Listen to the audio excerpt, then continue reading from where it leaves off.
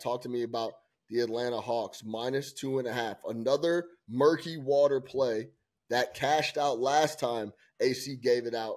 This is the Atlanta Hawks are still the worst cover in the NBA. Talk to me about why you like them here. Yeah, I'm gonna do some more digging into the archives and pull out the Atlanta Hawks. They're 8-27 against the spread, the worst record in the NBA. If you look at the previous two games, so we were on the OKC, we were on the Hawks against OKC last week. But then if you look at the two games after that, they were actually Hawks reads, in my opinion. They were at Indiana and lost by 40. They were at Orlando, led the whole time, and then lost by 7. So this, to me, it should be, right? It should be when you do 500 games, in theory, a team should be 250 and 250 ATS, right? In theory, if Vegas got it right. But so I like the spot here for Atlanta, and I don't think Philadelphia without Joel Embiid is the same team. They're struggling without their MVP frontrunner. They've lost 2 straight, New York, and a really bad loss against Utah. But another big loss that no one really talks about, doesn't really impact the line, but definitely impacts the depth of Philadelphia, as Robert Covington. He's also out too. So I think with all the wings and the athleticism for Atlanta, they would be able to take advantage of that. They are the lower seed here. They're only 14-21 overall, going against one of the best teams, and they're favored. So those are the type of spots I like. Yeah, Jay, talk to me, man. We got Morris getting minutes. He's getting starts without Joel out there, without Covington being available. Joel has been down a few games now. They've dropped both of them.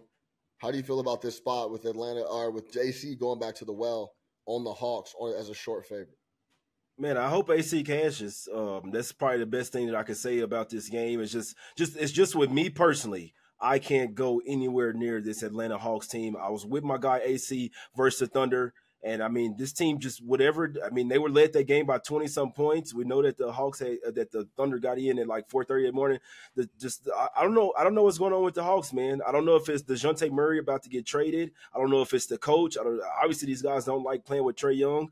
I don't have many things good to say about the Hawks. I'm just going to stop there. I'm going to say I hope that my guy AC cashes, but the Hawks are on the absolute no list for me. Yeah, the one thing here that – I will say, I mean, yeah, it's similar to what I don't want to fade the Oklahoma City Thunder at any spot, and I don't really want to back the Atlanta Hawks at any spot. But like we said, AC went to the well last time against the Thunder in particular and went and got a W. One thing is I don't like that Philly's coming off 2 straight losses. Nick Nurse is going to be in those boys. That's one thing that I really pushes me away from this game. But we'll see how it shakes. The Atlanta Hawks figure it out in spurts. Can they put 48 minutes together and get a W here? It's very possible. But like you said, they go up 10, lose by 15, up all game, lose by a dozen. We'll see how this matchup shakes with the Sixers. And I know no one likes to say anything negative about Tyrese Maxey, but I want that production to continue to rock. It has slowed down a touch since the beginning of the season when he looked like, oh, we don't even need – there was talks that Philly don't even need to make any more moves. They got Maxey and Embiid. Let's pack it up. They're going to be a top 2 team in the East, and that isn't necessarily the case right now. Let's see how it shakes down in Atlanta because Maxey should be able to run up and down and be free, wheelie-dealy